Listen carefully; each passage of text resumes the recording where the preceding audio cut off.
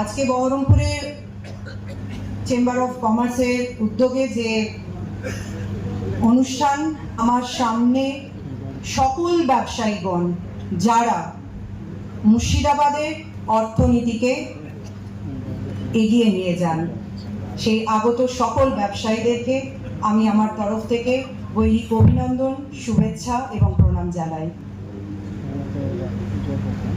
আজকে আমরা এখানে বাণিজ্য এবং শিল্প বিষয় নিয়ে যে আলোচনা করতে যাচ্ছি, সেখানে প্রথম থেকে যারা বক্তৃতা রাখছিলেন, যারা বলছিলেন, তারা কয়েকটা কথা বলছিলেন।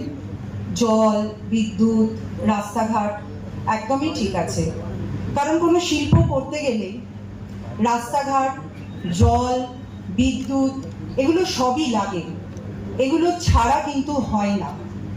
তাই তারা যে বক্তব্য রেখেছে, তারা যে কথা জানিয়েছে, ঠিকই আছে, শিল্পের সঙ্গে তার রিলেশন আছে। পরবর্তী জায়গায় যদি আমরা আসি, যারা পূর্ববর্তী আমার বক্তারা ছিলেন, তারা বলছিলেন যে মুর্শিদাবাদে শিল্প হয়নি, মুর্শিদাবাদে শিল্প নেই, মুর্শিদাবাদ পিছিয়ে পড়া, মুর্শিদাবাদে অনেক পরিযায়ী শ্রমিক হয়ে গেছে, মুর্শিদাবাদ অনেক সম্পদ আছে। একদমই তাই।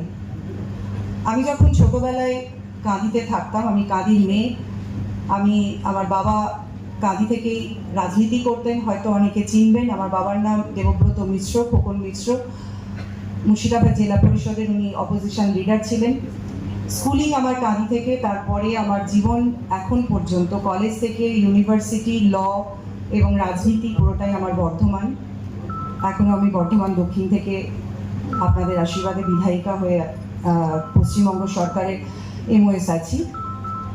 এই মুর্শিদাবাদে যখন কথা আসছে, তখন আমি একটাই কথা বলতে পারি যে মুর্শিদাবাদের মধ্যে যে সম্পদ আছে, হয়তো দেখতে গেলে অন্য কোনো জায়গায়, অন্য কোনো জেলাতে কিন্তু এত সম্পদ একসঙ্গে নেই, একসঙ্গে এত সম্পদ নেই। এবং যদি আমি ইতিহাস ঘাঁটি, ইতিহাস যদি আমাকে দেখতে হয়, তাহলে এই মুর্শিদাবাদ যখন রাজধানী ছিল একদা, তখন শুধুমাত্র রাজধানী বলে নয়, গোটা ভারতবর্ষে জিডিপিকে কন্ট্রোল করতো কিন্তু এই মুর্শিদাবাদ। আর সেই জায়গায় আজকে আমরা হতাশ যে আমাদের কাছে শিল্প নেই, আমাদের এখানকার স্কিল্ড আনস্কিল্ড যারা আছে তারা বাইরে পরিযায়ী শ্রমিক হয়ে যাচ্ছে। আমি যদি এটার প্রশ্ন করি আপনাদের কাছে, বা আমি আমার নিজের কাছেই রাখি, যে কেন নেই, কেন হয়নি, কেন আমার ছেলেরা মেয়েরা আজকে পরিযায়ী শ্রমিক হয়ে বাইরে গেছে, এই সবটাই যদি আমি উত্তর খুঁজতে যাই, তাহলে একটাই কথা আসবে, বিগত যে সরকার ছিল, শুধুমাত্র 15 বছর নয়, 49 বছরের যে সরকার ছিল, তাদের কোনো লক্ষ্য ছিল না, তাদের কোনো মানসিকতা ছিল না যে মুর্শিদাবাদকে এগিয়ে নিয়ে যেতে হবে, মুর্শিদাবাদকে উন্নয়ন করতে হবে। এই জায়গাতে আমরা সবাই সহমত হতে হবে। আর তার জন্যই কিন্তু আজকে মুর্শিদাবাদে এত সম্পদ থাকা সত্ত্বেও, যে মুর্শিদাবাদ একদিন জিডিপি কন্ট্রোল করতো ভারতবর্ষে, সেই মুর্শিদাবাদ আজকে পিছিয়ে গেছে। মুর্শিদাবাদের মধ্যে গঙ্গা আছে, ভাগীরথীর সঙ্গে তার যোগাযোগের যে ক্যানেল সেটা আছে, অর্থাৎ একটা সম্ভাবনা আছে পোর্ট তৈরি করার। কোনো চিন্তা ভাবনা কিন্তু এতদিন ধরে হয়নি। মুর্শিদাবাদ থেকে উত্তরবঙ্গ, মুর্শিদাবাদ থেকে বীরভূম, মুর্শিদাবাদ থেকে বর্ধমান হয়ে কলকাতা যে সড়ক পথ, কেন্দ্রের সরকার যদি ভারতীয় জনতা পার্টি না থাকতো, তাহলে হয়তো আজও হতো না। যে সড়ক পথের মাধ্যমে 3 ঘন্টায় আপনারা কলকাতা পৌঁছে যাচ্ছেন, আজও কিন্তু হতো না, যদি না বাজপেয়ী সরকার আমাদের চতুর্ভুজ, স্বর্ণ চতুর্ভুজের যদি পরিকল্পনাকে না লাগু করত। তাই যেটা হয়নি সেটাকে ধরে থাকলে হবে না, কারণ আমরা স্পষ্ট যে আগের সরকারের না ছিল কোনো লক্ষ্য, আগের সরকারের না ছিল কোনো ইচ্ছা, শুধুমাত্র রাজনৈতিক যে চিন্তা ভাবনা, তারাই শুধুমাত্র সামাজিকভাবে তারা ব্যক্ত করত। তাই এখানে যে সমস্ত জুট শিল্প ছিল, যে সমস্ত সুগার ক্যান শিল্প ছিল, সেগুলোও কিন্তু সময়ের সঙ্গে সঙ্গে বন্ধ হয়ে গেছে। এখানে এগ্রিকালচারের সঙ্গে সঙ্গে অনেক সম্ভাবনা আছে ক্ষুদ্র শিল্পে। আমরা জানি যে যখন এখানে আমাদের ক্যাপিটাল ছিল তখন বাইরে থেকে বিদেশ থেকে এখানে লোক আসতো মশলা নিতে, টেক্সটাইলের জন্য, রেশম শিল্পের জন্য, এবং ব্রাস, যেটা আমরা খাগড়াগড়ে খুব বিখ্যাত, এখনো পর্যন্ত নাম আছে, কিন্তু সেরকম ভাবে কিন্তু কাজ এখানে সেই লেভেলে হয় না। সেই সময় যেগুলো হতো তখন যেগুলো মানুষ উন্নতভাবে করে গেছে, এখন সেগুলো কিন্তু প্রযুক্তির অভাবে আজকে বন্ধ হয়ে গেছে। প্রযুক্তির অভাব কেন না, সেখানেও কিন্তু বিগত সরকারের গাফিলতি। আপনি ইন্ডাস্ট্রি করবেন কি, আপনি জমি দেখতে যাবেন তার আগেই আপনার পিছন পিছন সিন্ডিকেট চলে আসবে, আপনি কথা বলতে যাবেন তার আগেই নেতা চলে আসবে। কিন্তু যে সরকারকে আপনারা আশীর্বাদ দিয়ে নিয়ে এসেছেন, যে সরকারের ওপর আপনারা ভরসা রেখেছেন, 100 দিনের মাথায় আপনারা দেখেছেন সেই সরকার এবং সেই মুখ্যমন্ত্রী, মাননীয় মুখ্যমন্ত্রী পশ্চিমবঙ্গের মাটিতে 4000 কোটি টাকার বেশি লগ্নি করিয়েছে। এর থেকেই আপনারা বুঝতে পারেন যে এই সরকারের লক্ষ্য কি, এই সরকারের ইচ্ছে কি। আজকে মুর্শিদাবাদের মাটিতে দাঁড়িয়ে মুর্শিদাবাদ যদি উন্নত হয়, তাহলে আমি একজন কাঁদির মেয়ে হয়ে এর থেকে গর্ব এবং এর থেকে খুশি হয়তো আমার কাছে বিশেষ কিছু হবে না। আমি সবসময় চাইবো যে আমার মুর্শিদাবাদের গৌরব আবার ফিরে আসুক। মুর্শিদাবাদ হিস্টোরিক্যাল প্লেস, এখানে ট্যুরিজম শিল্প হতে পারে এবং হবেও, কারণ আমাদের সেই চিন্তা ভাবনা আছে। মুর্শিদাবাদ আমের জায়গা, মুর্শিদাবাদ সবজির জায়গা, মুর্শিদাবাদে আদা রসুন থেকে শুরু করে সমস্ত কিছু হয়, মুর্শিদাবাদের রেশম শিল্প হয়, ক্ষুদ্র শিল্প মুর্শিদাবাদের বেস, এবং ক্ষুদ্র শিল্পই কিন্তু হচ্ছে আমাদের অর্থনীতির ব্যাকবোন যাকে বলা হয়। তাই ক্ষুদ্র শিল্পকে যদি আমরা ঠিক মতো নার্চার করতে পারি, তাহলে আমাদের অর্থনৈতিক পরিকাঠামো উন্নত হবে। এখনই কি আমাদের ভরতদা বলছিলেন যে যদি ছেলের বিয়ে দিতে যায়, তাহলে যদি কেউ জিজ্ঞেস করে যে ছেলে কি করে, ব্যবসা করলে নাক ছিটকিয়ে যায়। একদমই তাই। আপনাদেরকে বা আমাদেরকে কিছু মানসিক আমাদেরকে চেঞ্জও করতে হবে। আমি একটা ছোট্ট ঘটনা বলি, যেহেতু আমি শিল্প বাণিজ্য আছি এবং তার সঙ্গে সঙ্গে সায়েন্স অ্যান্ড টেকনোলজি ডিপার্টমেন্টের দায়িত্বে আছি, আমি একটা জার্নাল পড়ছিলাম জাপানের।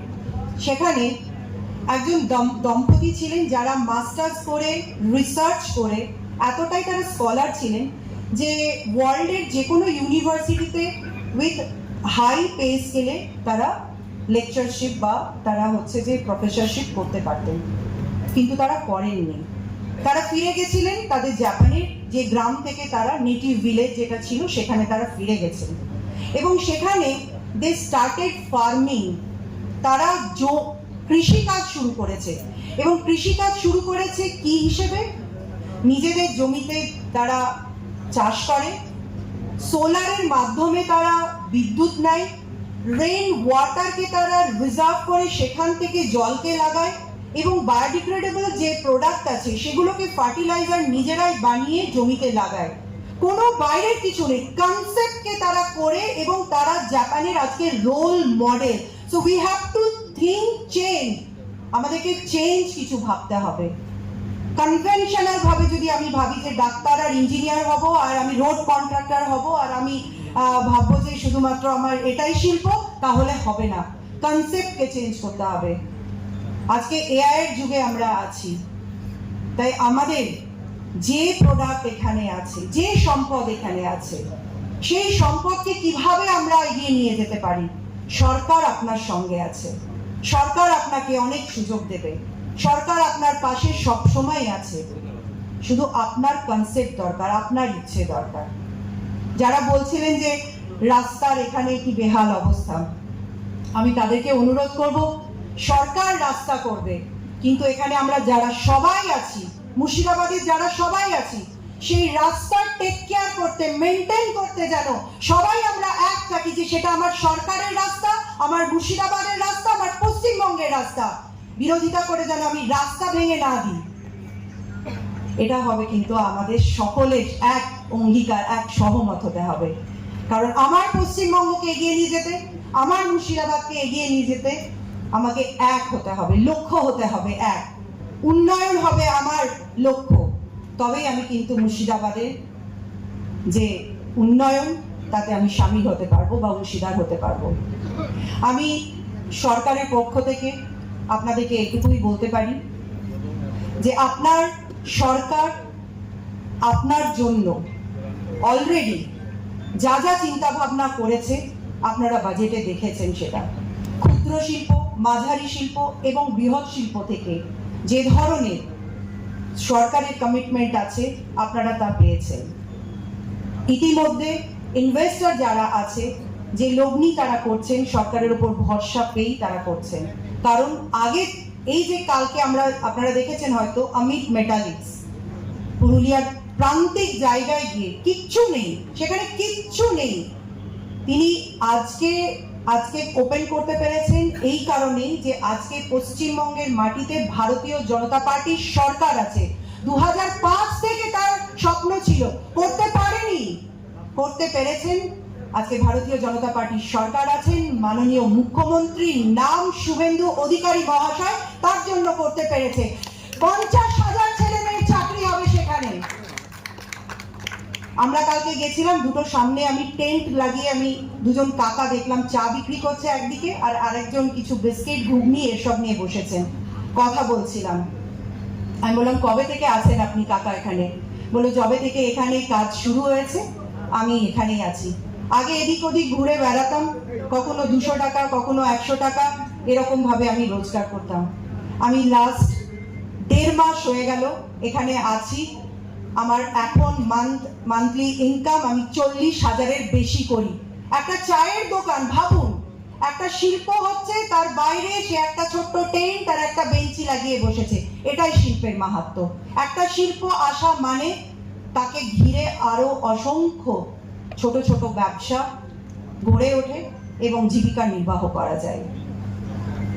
অথচ বিগত দিনে আমরা দেখেছি, যদি লাস্টে 34 বছর দেখি, ইউনিয়ন করে ফ্যাক্টরি বন্ধ করা, ফ্ল্যাগ লাগিয়ে দেওয়া, বা তারপরে যদি আমরা দেখেছি সিন্ডিকেটের রাজের জন্য কোনো ইনভেস্টর আসতোই না, ইনভেস্টর চলে গেছে এখান থেকে। সিঙ্গুরের মতো আমাদের যে ঘটনা ঘটেছে সেটা পশ্চিমবঙ্গবাসী কখনো ক্ষমা করবে না, কখনো ভুলবে না, বা আমাদের মতো যারা ইয়াং জেনারেশন সে সময় ছিল আমরা কখনো সেই ব্যথা থেকে বেরিয়ে আসতে পারবো না। তাই আজকে আমাদের কাছে যে সুযোগ আছে, আপনাদের কাছে যে সুযোগ আছে, সরকারকে আপনারা নিয়ে এসেছেন, আপনারা আশীর্বাদ করেছেন, আপনি স্বাধীনতার পর থেকে এই প্রথম নিজের ভোট নিজে গিয়ে দিয়েছেন। তাই এই সরকার আপনার সরকার, এই মুখ্যমন্ত্রী আপনার নিজের মুখ্যমন্ত্রী।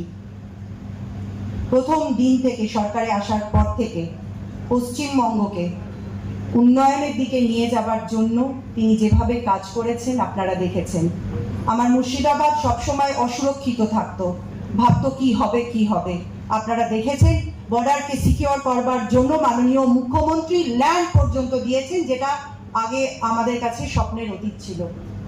তাই আমাদের মাননীয় প্রধানমন্ত্রী যে ডাক দিয়েছেন নেশনের কাছে, বিকশিত ভারত, বিশ্বগুরু হবে আমার ভারত, আর আমার মুখ্যমন্ত্রী যে ডাক দিয়েছে বিকশিত বাংলা, বিকশিত ভারত যদি হতে হয় তাহলে বাংলাকেও বিকশিত হতে হবে।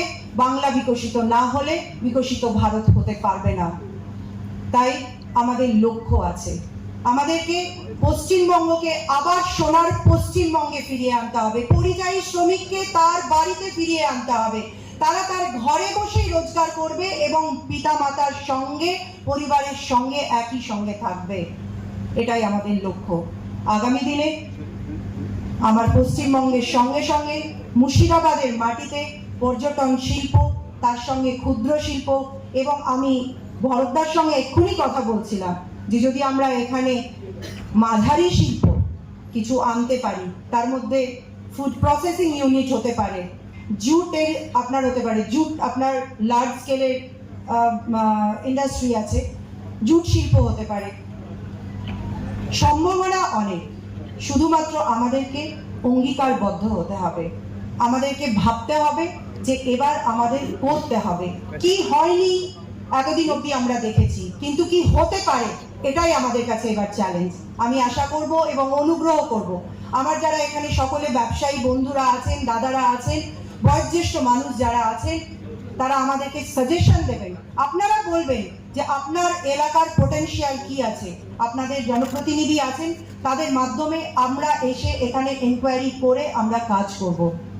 একই রকম ভাবে আমরা আপনাদেরকে সাজেশন দেব যে আপনার এই এলাকা থেকে কি এই ধরনের কাজ হতে পারে, সেখানেও আপনারা আপনাদের মতামত প্রকাশ করবেন। একে অপরের পরিপূরক হলে তবেই আমরা সুন্দর একটা পরিবেশ, সুন্দর একটা শিল্প, সুন্দর স্বাস্থ্য, সুন্দর শিক্ষা ব্যবস্থাকে নিয়ে আসতে পারবো, তবেই আমরা সমাজকে এগিয়ে নিয়ে যেতে পারবো। অবশেষে আমি একটাই কথা বলবো, মুর্শিদাবাদ সব দিক থেকে সমৃদ্ধ ছিল, আছে এবং থাকবে। তাই আগামী দিনে এই ঘর থেকেই আমরা অঙ্গীকারবদ্ধ হই যাতে মুর্শিদাবাদ আগামী দিনে আবার তার গৌরবময় শিল্পের জায়গা এবং জিডিপির জায়গা ফিরে পায়, তাতে আমরা একসঙ্গে একই লক্ষ্যে কাজ করব। এটাই হবে আমাদের অঙ্গীকার, এটাই হবে আমাদের লক্ষ্য। ধন্যবাদ, সকলে ভালো থাকবেন।